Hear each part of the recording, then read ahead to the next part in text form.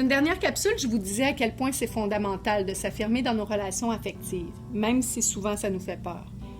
Je vous ai promis de vous revenir avec des conseils pour vous affirmer de façon saine parce que l'affirmation de soi, c'est un art. Donc, voici quelques conseils pour vous guider la prochaine fois que vous aurez quelque chose à dire d'important à une personne importante. 1. D'abord, quand vous pouvez puis que la situation s'y prête, précisez puis même préparez ce que vous avez à dire. Pour avoir un message clair, il faut avant tout éclairer ce qui se passe à l'intérieur de nous. 2. Parlez d'un seul problème à la fois. Restez centré sur une chose. Évitez de ramener plusieurs déclencheurs de malaise puis de retourner dans le passé. Restez avec l'événement récent qui vous a dérangé.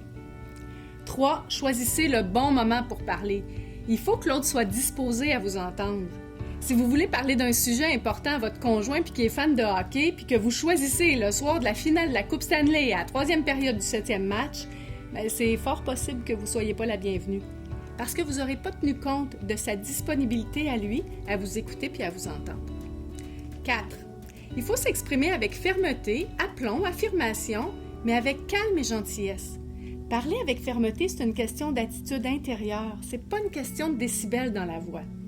Alors, même si vous êtes en colère, ça donne rien de choisir l'agressivité. Au contraire, ça va soit provoquer une contre-attaque ou une fermeture. Ça provoque rarement du respect. 5. Évitez de généraliser avec des toujours puis des jamais.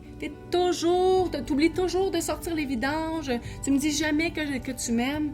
Ça va générer une argumentation du type « Ben non, j'ai sorti les vidanges il y a 2 semaines, puis je te dis que je t'aimais dans ta carte de fête. » C'est pas tout à fait ça qu'on cherche comme réponse. 6. Quand vous aborderez une situation qui vous a dérangé, parlez très peu des faits. Les faits, c'est nécessaire seulement pour situer brièvement votre interlocuteur. Parlez de votre ressenti, de vos sentiments dans la situation. Parlez de vos besoins, de vos goûts. Parce que les faits, ça peut toujours être débattu par l'autre. Notre vécu, jamais. 7. Parlez pas avec des reproches, des jugements, des culpabilisations. Ça, c'est des attaques. Puis les attaques, ça provoque des contre-attaques.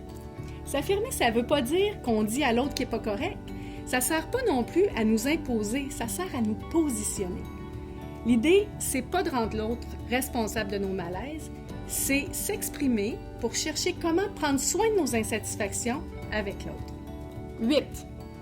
Il ne faut pas prendre pour acquis que l'autre va vous deviner. Personne d'autre que nous-mêmes n'est responsable de nos besoins.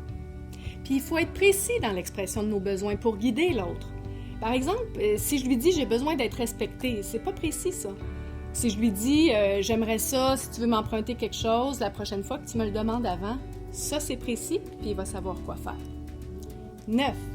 Savoir écouter la réponse de l'autre sans l'interrompre. Ça, c'est simple à dire, mais très difficile à faire. Puis il faut aussi être capable de faire face à un refus, parce que si on demande quelque chose à l'autre, puis qu'on veut absolument un oui, c'est pas une demande, c'est une exigence. 10. Le dernier conseil que je peux vous donner, puis qui regroupe tous les autres, c'est de vous mettre à la place de l'autre, puis de vous affirmer comme vous aimeriez qu'il s'affirme avec vous s'il avait le même message à vous livrer. Traitez-le comme vous aimeriez qu'il vous traite. Le respect, ça attire le respect.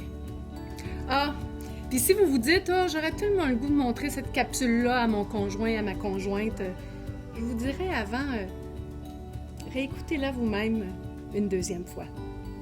Bonne affirmation!